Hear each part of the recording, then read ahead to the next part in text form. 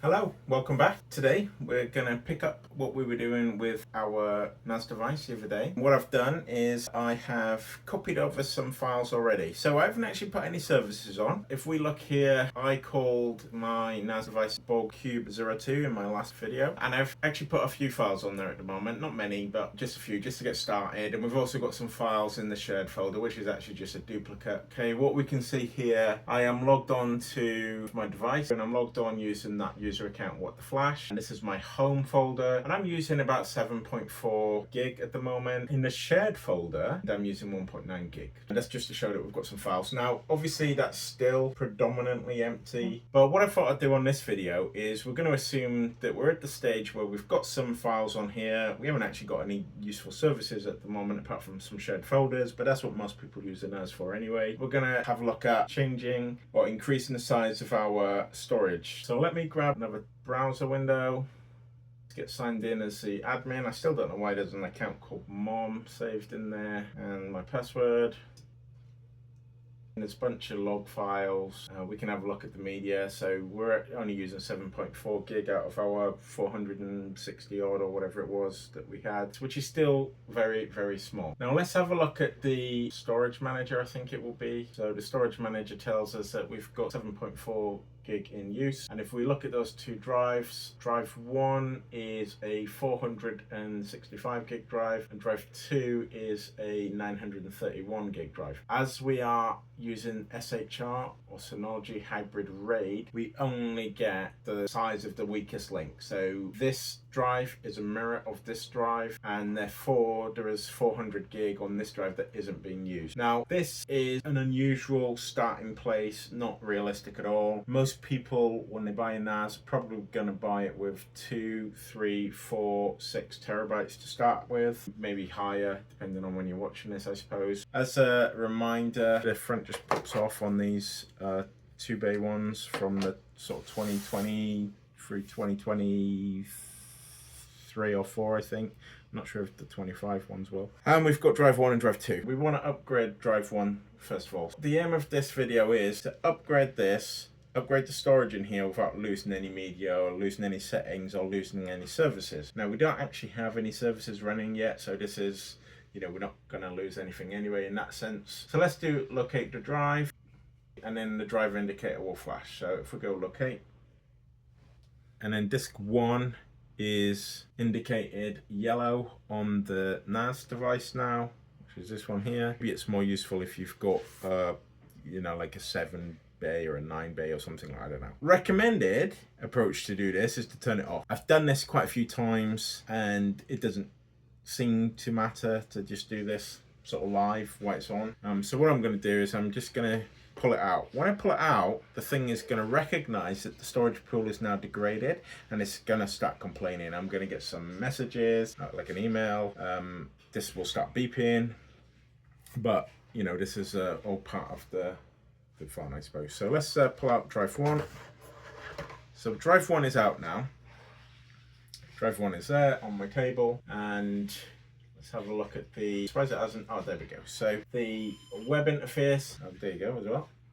That beeping means there's something wrong. It's trying to get our attention. And the web interface tells us that the storage pool has degraded, and that's because we are now missing the drive. So what we're going to do, we're actually going to stick 4 terabyte Iron Wolf drive in there. Okay, so what that will do is this will allow us to use 931 gigabytes of this drive, plus this one will be 931 gigabytes. So we're still losing loads of storage, but this is how we increase the size of the pool. So if we started with 4 and it was full, and then we wanted to put a 12 terabyte drive in, it's exactly the same way we would do it.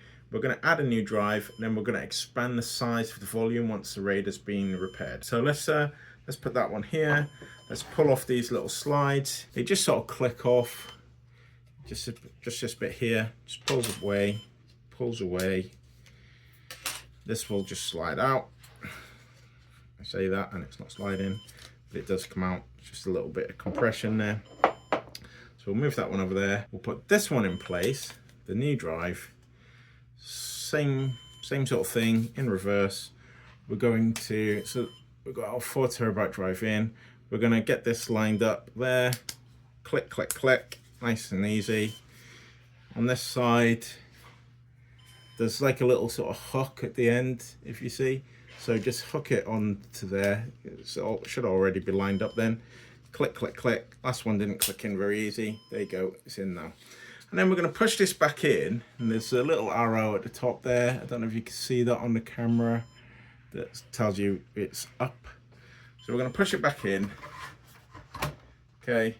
Now this thing's still going to beep because this, at the moment, that drive is going to do nothing.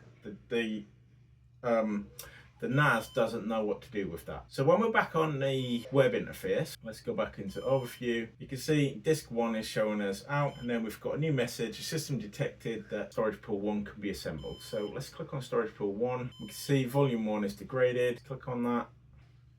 Let's have a look at settings. Nope, that's not what I wanted. Let's go back up to our storage pool. That's fine. Oh, we've got an available pool. So this is the new drive, which is 3.6. This is telling me it's got an available pool because this is actually removed from a different NAS that's got some information on it, I think. Settings. let's go to repair. So at this point, I could actually restore this pool to here. So this top one is from another NAS. There's lots of files on there already, but I don't need those ones at the moment. So I'm going to go to repair on the one that's degraded. And I'm going to say that I want to use this new drive, okay? And then it tells us the new capacity will be 921 gigabytes. So we've doubled the size that we had. We only had 465 gigabytes because this one was limiting, what we could do. Now, we're still wasting masses of data here, but later on we're going to put another drive in and expand it again. So let's go net. Yes, we will lose all of the data that's on there at the moment. Oh, this drive isn't, no, I'm getting ahead of myself. The drive in drive 1 is not on the Synology product compatibility list of out. And then we're going to expand the capacity. If we don't tick this, we can, oh, there you go. You can expand it later. But what we'll do is we will just tick it, and it's a little bit easier, one less step later on. It's going to do a repair of the storage pool or the RAID. We will have a new capacity of 921 gig. We are going to expand the volume, and it's going to do a fast repair. Now let's go apply. Yes, all of the data on that new drive will be erased, and that's fine. And in a little while, the device itself should stop beeping because we are now repairing it.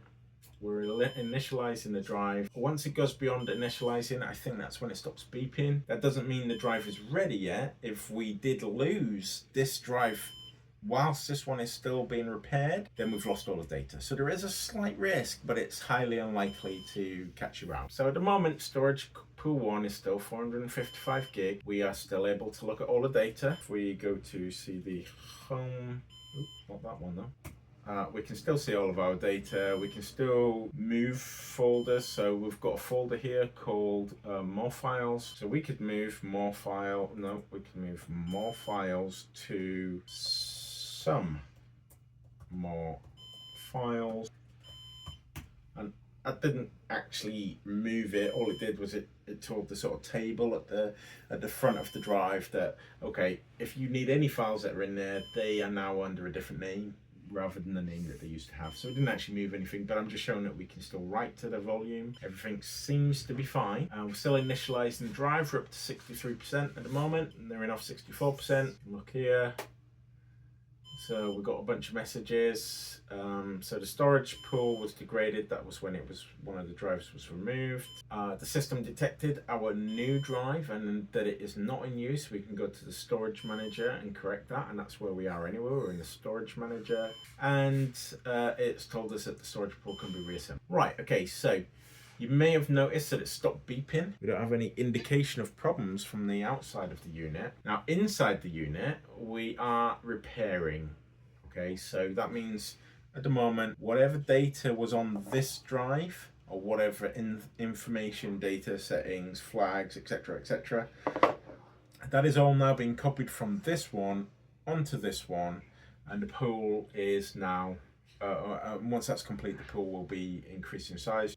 Once that's finished, which it probably won't take 1 hour 31 minutes, but it will take a little bit of time. Once that has finished, we can basically do the same thing again. I only started with these small ones just so that we could do this actually, basically. I mean, these are desktop drives, so they're not really suitable to be in a NAS anyway. I just wanted to start somewhere so that we could show how to update this. Oh, there you go, my storage pool is healthy. But then I didn't have a lot of data on there, so I only had about 7 gigabytes worth of data on there. If you had more data in the old volume, then this would take longer, and that's reasonable to expect. We can probably go ahead and do the other one now. I was going to do that off camera, but seeing as it's done so fast, we might as well just go ahead.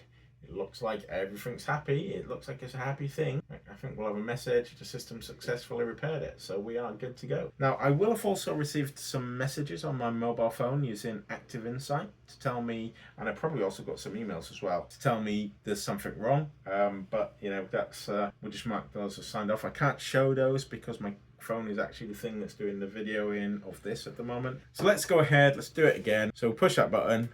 Oh, didn't push it properly. Pull it out.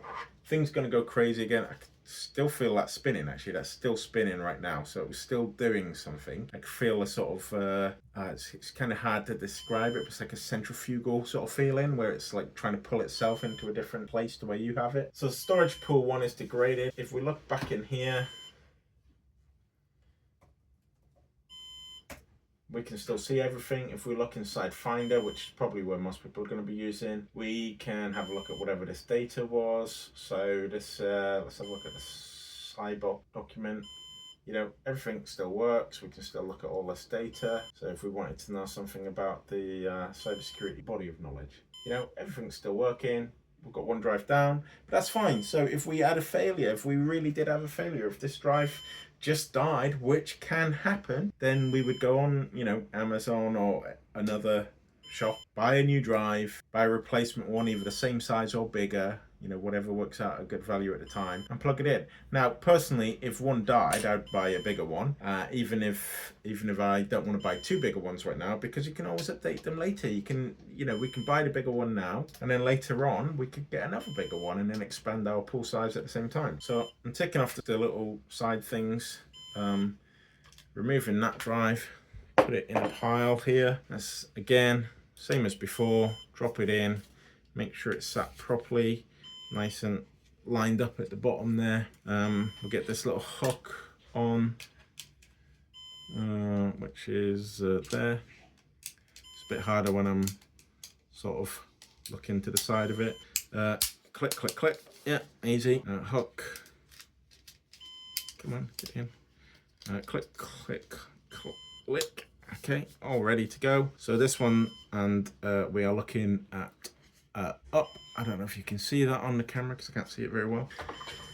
And then we'll push it in. Oops, I might have hit power. But if we look on the web interface again, there we go, we're getting some messages. So it was degraded. We've detected that available pool 1 can be assembled, and we've detected a new drive. So what we will do is we will just go to this one, storage pool 1. Let's repair it. We're going to use drive 2. It's not on the compatibility list. I don't know if that's true, but well, I mean, I guess it must be true if it's telling me, but obviously it clearly doesn't matter. These are good quality drive. Then we get that message. Do we want to expand it? I am going to do it now. It's just easier to do it at the same time as adding a new disk. Don't think there are ever going to be any scenarios where you would not want to do that. So if you get the option, always take the easy route, I think. Next. So we're gonna, storage pool 1 is going to be repaired. We will then have 3,700 gigabytes or 3.6 terabyte. We are going to expand our volume, and we will do a fast repair again. Yes, all of the data will be erased, no problem. Let's go. Again, it's going to beep, beep, beep, beep, beep until this initialization is finished. Once it's finished initializing, you see our pool size is currently 921 gigabytes. Once it's finished doing the initialization, then it goes back into repairing. And at the end of the initialization, it will stop beeping. Okay, initialization or initializing is at 86%, so we're nearly there. So it stopped beeping, it's gone back to green, it's happy, hasn't repaired the pool yet. It is doing so, so it's copying all of that data. Again, that didn't take long last time, so I don't think it will take long this time as well, just because we've got so little data. I've done the same thing on another NAS device where we put some, I think it was 10 terabyte drives in, and these ones actually, the 4 terabyte drives, and these were pretty much full. So when I did that, I think it took about 4 or 5 hours to recreate the RAID. The more data you've got, the longer that will take. Our total capacity is still at 921 gig, but I think that will shoot up once the thing is finished. There you go. So we've got 3.6 terabytes of space available to us now, and it is healthy. It's ready to go. A couple more messages here, or one more message. It's prepared, and we're ready to go. As before, if we had been looking at any services on here, like Time Machine, let's say, or Directory Service, or whatever, anything like that, that would all still be working. We wouldn't have lost anything. We might have slowed things down if it was working quite hard as well as copying that data. But overall, for the size that we had, no problems. Anyway, that's enough for this. It was just a short video just to show how we would, we've bought one, we've used it, or we're starting to use it, we realize we need more space. How would we go about expanding the size of it? And just on that point, if we did go away or just to add to that, if we did decide, look, we really like this is working out really well, but we wish we had 2 network ports at the back. Remember, this is a 223, so this is like a mid-level of the 2 bays. If we decided to go and get a 223 plus, or because it's got 2 network interfaces on the back, or we decided to go big and get ourselves like a 423 plus, or just a 423, or 923, or a 925 plus, something like that, we would suddenly have more drives, 4 drives. What we've done there is basically the same thing we would do on that new device. We would get it, we would plug it in, we would take one of these drives out, at least one, but probably both. Take it out, plug it into the new device. It will then build that pool exactly as we'll get the option to set it up again from scratch, or to just build this one. So we can move this into the new device. We will have basically everything that's in here, but it'll be in a new device with 4 ports, or 2 bays plus 2 network ports, or 4 bays, and then we could add more storage to it as we wish in the future. Anyway, that's enough. Thanks very much for watching. In the next one of the videos regarding the Synology devices, I am going to start talking about some of the services that small businesses might want to rely on. But I think that's the last time we'll be looking at this unit specifically. Everything else will happen inside the web interface. Thanks very much for watching. I'll see you next time. Bye-bye.